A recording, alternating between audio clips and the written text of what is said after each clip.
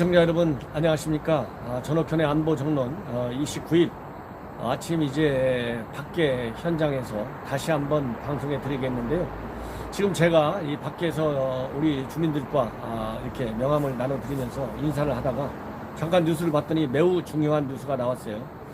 김정은이가 이미 이달 초에 예고했던 연말에 한다고 했던 노동당 중앙위 전원회의가 바로 어제 열렸습니다. 이 사실은 북한의 조선중앙통신이 조금 전에 보도를 했어요. 그래서 알려졌는데요. 이 내용을 알려드리겠습니다.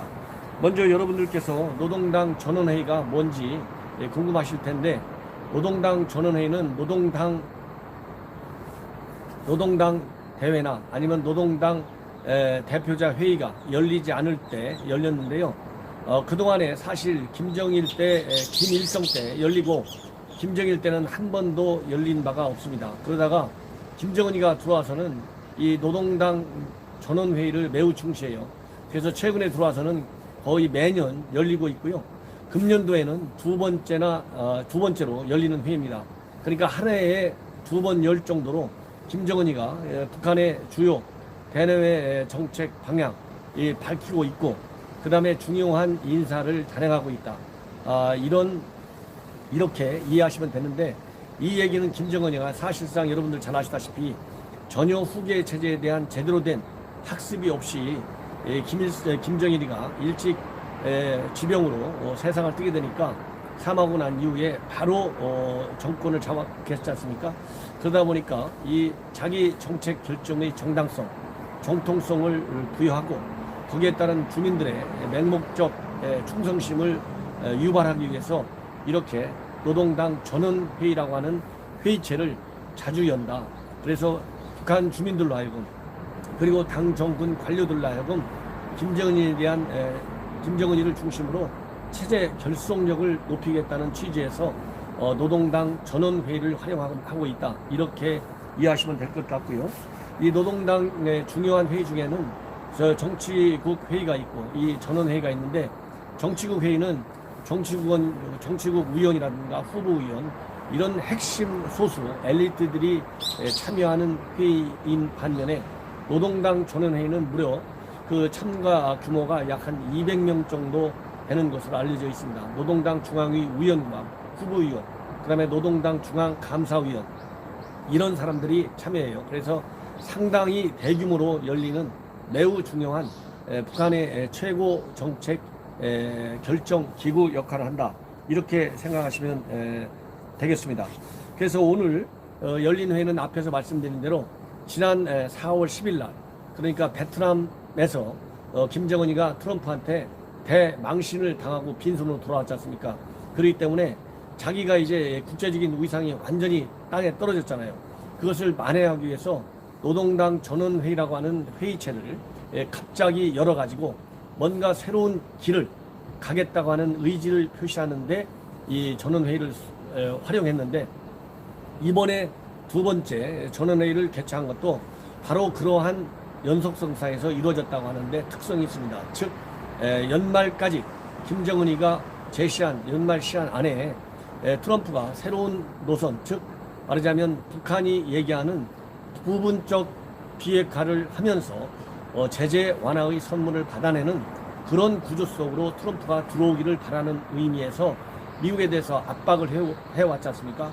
그 압박하는 수단과 매체로서는 당이 가지고 있는 여러 가지 이 선전 매체, 그 다음에 선전 기관, 그리고 미국과 관련해서 메시지를 줄 수 있는 북한의 최고위 지도자들, 이런 사람들을 동원을 해가지고 일제히 미국에게 압박을 가해왔거든요. 그럼에도 불구하고 미국이 연말 시한이 불과 한 달도 안 남았는데 아무런 변화의 조짐이 보이지 않았거든요. 그러다 보니까 이달 초에 발표하기를 내가 노동당 전원회의를 개최하겠다, 이렇게 대외적으로 공표를 했어요. 이 대외적으로 전원회의를 공표했다고 하는 것은 그만큼 미국에 대한 압박의 수위를 높이기 위해서 노동당 전원회의체를 다시 한번 정치적으로 활용하겠다는 의지를 표시한 건데, 결국 어제 전격적으로 개최를 했고 그것이 오늘 아침에서야 알려졌는데요. 중요한 얘기는 이러한 뉴스가 이 노동당 전원회의 이미 예고된 상황 아니겠습니까? 그렇다 본다면 대한민국의 최고의 국가 차원의 종합정보기관인 국가정보원에서 이거 노동당 전원회의는 어차피 다 알려져 있고 개최한다는 사실이 타이밍만 안 알려졌거든요. 그러면 그동안의 언론에서는 크리스마스 전에 아니면 바로 직후에 열릴 개연성이 있다 이렇게 알려져서 왔기 때문에 얼마든지 우리 국가 차원에서 수집한 정보가 있을 때 이걸 대외적으로 공표하더라도 손해볼 게 전혀 없어요. 오히려 이럴 때는 대한민국의 국가 차원의 정보 수집 역량을 과시해서 김정은이가 어떤 일을 하든지 간에 샅샅이 구석구석 우리 대한민국 정보기관 국정원이 다 파고 있다. 이런 거를 알려줘야만이 오히려 김정은이가 우리 한국 정부를 또 한국 정보기관을 좀 무서워하고 그러면서 대남 도발이라든가 대미 도발에도 좀 더 조심스럽게 접근할 수가 있을 텐데 이런 거를 제가 보기에는 제가 국정원에 있을 때 비교해보면 이런 거는 정말로 얼마든지 수집할 수 있는 아주 초보적인 정보사항이거든요. 이런 거를 왜 발표를 안 하고 있느냐.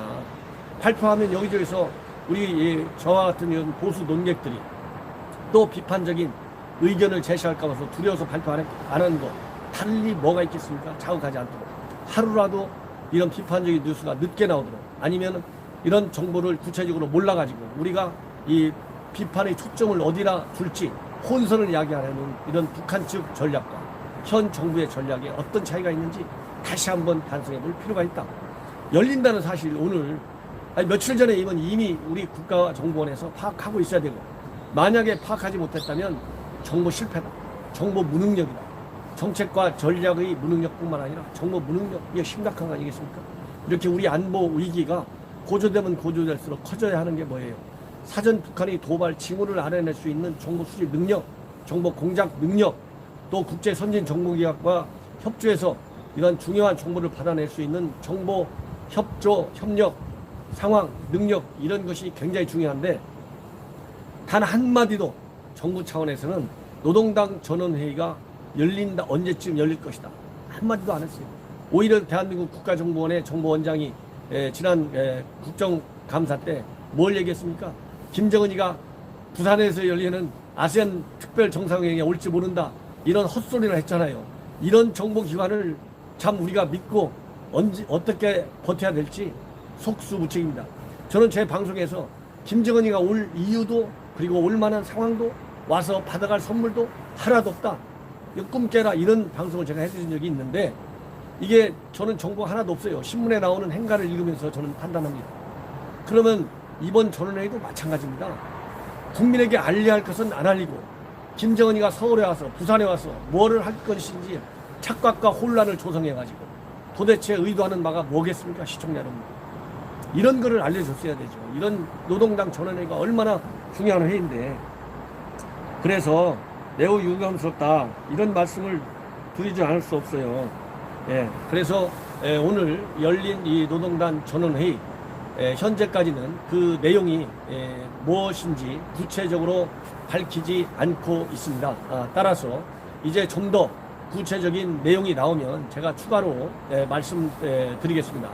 다만 오늘 발표된 내용을 보면 중요한 전략적 지휘, 그 다음에 투쟁력 강화 방안 이런 거를 그리고 역사적 전환기다 이런 표현을 쓰면서 내용을 발표했어요. 이런 걸로 본다면 이 전략적 지휘라는 용어를 썼다고 하는 것은 그만큼 김정은이가 핵미사일 전력을 계속 고도화시켜서 핵미사일을 통한 한반도 평화에 말하자면 변수, 한반도 평화를 가름할 수 있는 결정적 요인으로서 핵과 미사일 능력 절대 포기하지 않겠다.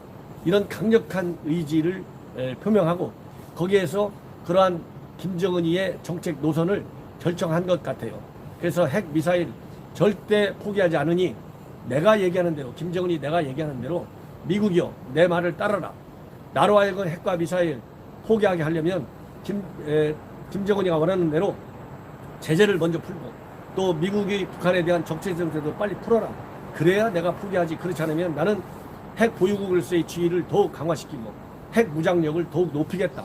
그러면서 북한의 전략적 지위, 즉 핵 보유국가로서의 지위를 계속 향유하면서 국제사회에서 핵 무장 국가로서의 영향력을 높여가겠다. 그럼으로써 한반도에서의 남북관계, 또 이 미북관계 여기에서 본인이 중심적 역할을 하고 나올 테니까 트럼프 더 이상 헛소리 하지 말라. 이런 얘기를 결정한 것 같아요. 그 다음에 두 번째로는 지금 김정은이가 얘기하는 게 뭡니까? 이 사회주의 경제 강국 건설을 하는 거거든요. 이 사회주의 경제 강국 건설이 말하자면 북한에 대한 미국이 제재로 인해서 이게 제대로 굉장히 어려움을 겪고 있어요. 더군다나 2020년도가 이제 목표년도 맨 마지막 해가 됩니다. 그런데 현재 북한의 경제는 여러분들 잘 아시다시피 마이너스 경제지 않습니까? 4%에서 5% 정도의 마이너스 경제로 계속되고 있고, 특히 자금줄이 막혀 있어요. 그렇기 때문에 굉장히 심각합니다. 그런 상황에서 미국에서는 지금 세컨드리 보이콧을 강화하는, 즉 국방 2020년도 국방 수권 법안에 오토 원비어 법안이 가미되어 있어요. 그 얘기는 뭐냐? 북한과 거래하는 그런 특히 중국을 겨냥한 것이요. 중국 금융기관. 이거 세컨드리 보이콧 적용하겠다. 이런 거를 굉장히 강화시키고 있는 분위기거든요. 그렇다면은 김정은 입장에서는 내년도에 완성시키고자 하는 경제적인 목표, 이거 물 건너갔다고 봐야 돼요. 그렇기 때문에 이제 김정은이가 금년 내내 작년부터 강조한 게 뭡니까? 자력 갱생을 강조했어요. 내가 이제 제재 풀어달라, 구걸 행위를 하지 않겠다. 이렇게 김정은이가 얘기했지 않습니까? 그렇기 때문에 그 연장선상에서 현재까지 트럼프 정부가 먼저 북한이 얘기한 대로 제재를 풀어줄 가능성은 전무하거든요. 이건 뭐 김정은이도 다 알죠. 그렇기 때문에 이런 제재를 견뎌낼 수 있는 북한 주민들의 말하자면 북한판, 민생 경제의 파탄에서 오는 북한 주민들의 불만, 이것을 제거해야 되고 없애야 되고, 그럼으로써 자력 갱생 정신을 더 강하게 불러 넣어줘야 돼요. 그러면서 북한 주민들이 희생을 감내할 수 있도록, 그래서 이 자력 갱생을 굉장히 강조할 것이다. 저는 그런 말씀을 드리고 싶습니다. 그리고 또 한 가지, 지금 북한은 핵 미사일 전력, 즉 한국과 비대칭 전력만 증강시키는 것이 아니라 이 재래식 전력, 즉 비핵 전력도 굉장히 획기적으로 개선시키고 있다고 하는 것이 금년도 김정은이가 5월부터 계속 최근까지 도발해온 13번의 거친 도발을 통해서 보여준 것이거든요. 그래서 김정은이가 이제 우리 한국과 가장 열세인 점이 뭡니까? 이 재래식 전력에서 굉장한 차이가 나는 거 아니겠어요? 그런데 그리고 핵 전력에서는 비록 우리 대한민국이 미국의 핵 우산 보호를 받는다 하더라도 우리 한국 땅에는 핵이 없어요. 근데 김정은은 자기 땅에 핵을 가지고 있습니다. 그렇기 때문에 비대칭 전력인 핵에서의 우위는 이제 굉장히 만족해야 해요. 그러나 열세인 재래식 전력, 이것이 이제 김정은이가 몰래 대화의 뒤에 무대에서 개발해온 이러한 첨단 재래식 전력, 이번 금년 내내 실시한 시험 발사를 통해서 그 성능이 확인됐지 않습니까? 그렇기 때문에 재래식 전력을 통한 북한의 군사 능력을 획기적으로 올리겠다. 그래서 군사 강국, 사회주의 군사 강국도 건설해 나간다.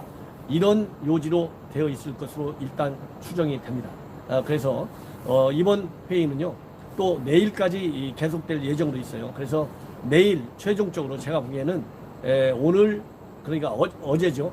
어제 28일 날 열렸고, 그러니까 오늘입니다. 오늘 정정하겠습니다. 29일 날 오늘 두 번째 회의가 열리는데, 오늘 회의 내용을 이제 내일쯤 또 발표하겠죠. 같이 함께 발표하면서 전반적인 이제 회의 결과가 나올 텐데, 중간중간에 또 이 관련 회의 내용을 여러분들께 신속하고 그리고 정확하게 보고해 드리겠다, 이런 말씀을 드립니다.